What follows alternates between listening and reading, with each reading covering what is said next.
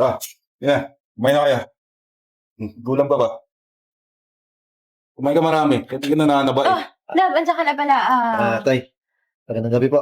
Okay ka lang ba? Kain ka na. Maghahain ako. Tay. Love, Bakit? May problema ka ba? pasensya na ha. Baka hindi mo na ako makatulong sa inyo ngayon. Kasi ako sa trabaho eh. Bakit? Nagkatanggalan kasi, isa ako sa natanggal. Okay lang yan. Marami pa naman trabaho dyan eh. Ano mo okay? Paano mga gastusin natin dito? Anong iambag dyan sa pagkain? Eh, ikaw wala ka rin trabaho. Asawa mo wala.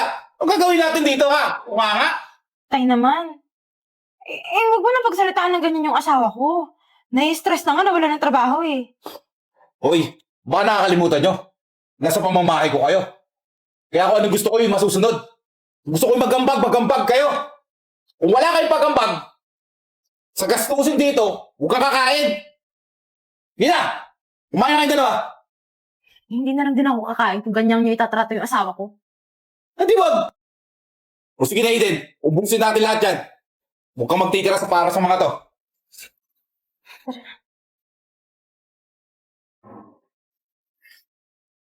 Bullshit. Ay naman, grabe naman kayo. Grabe. Baka gusto mo isama kita doon. Kumain ka na. Sinasabi. Busog na ako, tay.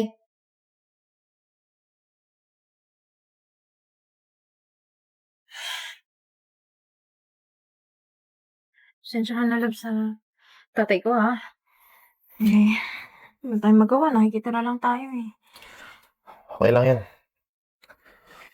Oo Ah. na ako. Alam ko naman na nagugutom ka eh. Nga pala, may tara naman ako ditong 1K eh. Kumain na lang tayo sa labas para makakain ka naman. Love, syempre kailangan mo yan para maghanap ka ng trabaho, pambaon mo, tsaka pangkain mo bukas. Huwag ka magalala. Mamaya pag natutulog na si tatay, magluluto. Ano ba? Okay lang. Mas importante sa akin yung makakain ka ng maayos. Isa pa, kaya ko ng trabaho eh. Tsaka, sanay naman ako maglakad. Malakas naman yung pangangatawan ko, di ba? Kaya mo, bukas na bukas. Hanap ka daw ng trabaho. Huwag mo nang isipin. Isipin mo yung sarili mo. Salamat, love.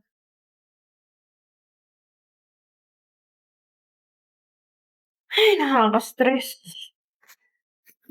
Ate, Ba't umiiyak ka? may gusto sana akong sabihin sa'yo eh. Buntis ako. Lagot ka kay tatay. Bakit ka buntis? Ate, huwag mo na naman sabihin nung... Eden, ako, okay lang ako mabuntis kasi kasal ako sa kuya mo. Ikaw, nag-aaral ka pa. Eh, ate, gusto ko naman sabihin sana kay tatay kaso ayaw panindigan ni Francis eh. Ayaw niya. Hindi pwede yan. Asan yan? Kakausapin ko. Ate, ayaw na nga niya akong kausapin, di ba? Kasi ayaw niya panindigan yung bata. Hoy, Eden, hindi pwede yan. Kailangan malaman ni tatay to para kausapin niya si Francis. Ate, wag na. Hindi kailangan malaman ni tatay. Oye. Ano yung hindi pwedeng malaman? Ano yung... May hindi ba kayo sinasabi sa akin? Tay, kailangan mong malaman. Buntis si Eden. Buntis ka? Kay Francis? Oo, tay. O parang masaya ka pa. Hindi pa kasal si Eden, tay. Nag-aaral pa lang to. Eh, buti pa nga tong kapatid mo eh. Marunong pumili ng lalaki. Mayaman yun si Francis. Eh, ikaw, pipili ka lang ng lalaki? Doon pa sa walang kwenta? Sobra ka na tayo sa asawa ko ah. Bakit naman na siya ng trabaho? Wala na siya kwenta? Magsisikap naman siya. Nagsisikap? Hanggang kailan? Di makakahanap ng magandang trabaho yung asawa mo. Hanggang dyan lang yan. Teka lang. Grabe ka naman magsalita sa akin. Wala na akong trabaho, wala nang kwenta. Bakit? May trabaho ako. Hindi ba ako nabibigay sa'yo? Eh halos na lang kinikita ko, dapat na sa'yo eh. Ano siya ba? Di na ako makain dito. Halos di na rin ako nagpapahinga. Para ano? Para makahanap ng trabaho. Alam mo? Pag nakahanap ako ng trabaho, ilalayo ko sa'yo yung asawa ko. Ang lakas din naman ng loob mo eh, no? Nasa pamamahay kita. Sinasiguan mo ako ng ganyan? Bakit? Para ano tayo? Ha? Para makita ng magiging anak namin? Yung pag-uugali mo? Yung bulok mong pag-uugali? Bakit? Ha? Ano pinagmamalaki mo? Ha? Tsaka ka nang magaganyan sa akin kapag nakahanap ka ng magandang posisyon. Tama na nga, Tay! Sumusobra ka na eh! Love, tara na. Pang susobra? Yabong, wala namang ipagmamalaki. Tay, hindi ka ba galit na nabuntis ako? Hindi. Actually, proud na proud ako sa'yo eh. Marunong ka pumili ng lalaki. Hindi ka tulad ng ate mo. Kailan nga pala pupunta dito si Francis para mapag-usapan natin yung kasal niya? Kasal? Tay, kakasal kami. Nag-aaral pa kami. Buntis ka na. Kailangan pakasalan ka ni Francis. Tsaka, para maahon na rin tayo sa kahirapan. Sige po, Tay. Sasabihan ko siya. Sabihin mo sa kanya, bukas na bukas, pumunta siya rito ha. Opo. Sige, ano na ako? Tahan po ka nga. Ayun, sumasakit yung tiyan ko. Sumasobra na kasi yung tatay mo eh. Kung gusto mo, umalis na tayo ngayon. Sige na. Ang dami mga gamit natin. Hanap tayo ng manlilipatan. Hindi ko na rin kaya yung ginagawa ni tatay sa'yo eh.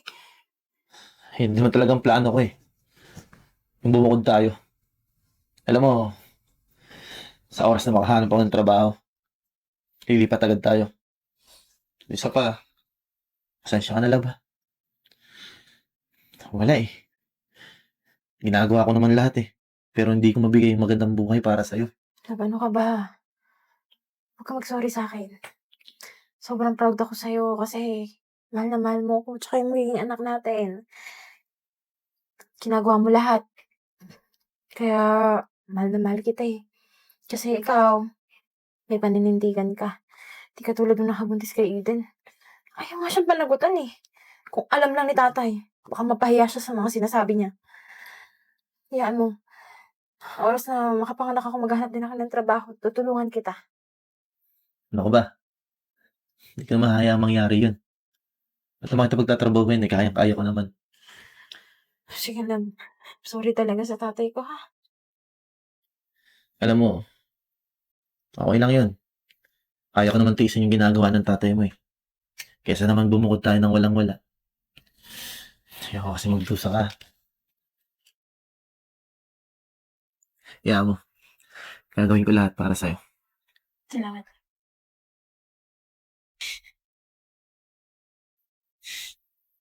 Ano Eden? Ba't mo naman ako pinapunta dito?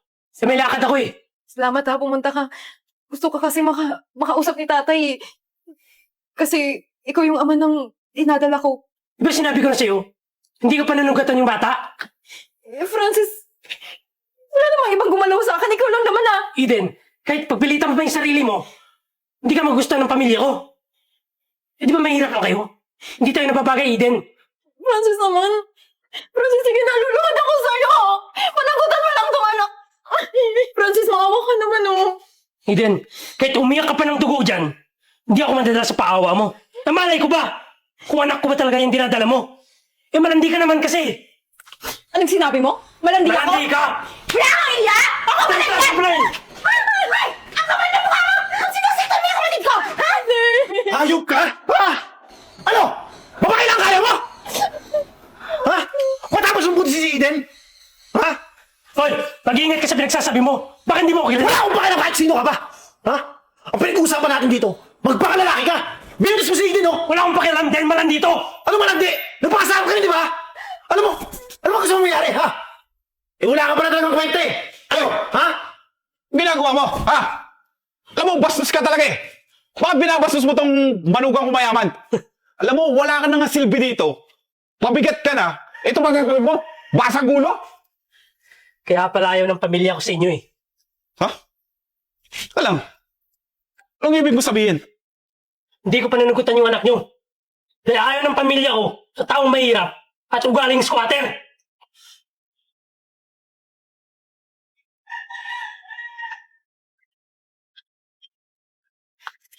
Ayos ka lang. Ano ibig sabihin nito, Eden? Tay, ayaw po ni Francis panagutan yung bata. Tay, nakita mo na yung ginawa mo? Ha? Pinagtanggol pa yung tarantadong yun. Porke ano? Porke mayaman. Akala mo, iangat ka na sa buhay. Tay, huwag mo iasa sa ibang tao yung pag-angat mo sa buhay. Try mo rin magbarat ng buto. Magtrabaho ka, magsumikap ka. Hindi ka iasa mo lahat sa iba. Alam mo, dapat na gawin mo. Inuuna mo itong mga anak mo. Yung kapangalan nila. Hindi puro sarili lang iniisip mo. Tutal tay, nakahanap na naman ako magandang trabaho eh. Aalis na kami mag-asawa. At kapag nanganak si Virgo, sisiguraduhin ko sa'yo na hindi mo ako maging katulad. Mukha kang pera.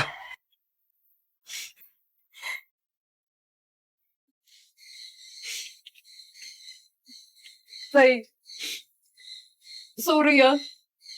Hindi ko na rin po kasi kaya eh. Doon na lang po ako titira kay Lola. Kesa naman, sumbatan mo ko araw-araw na diskrasyado ako.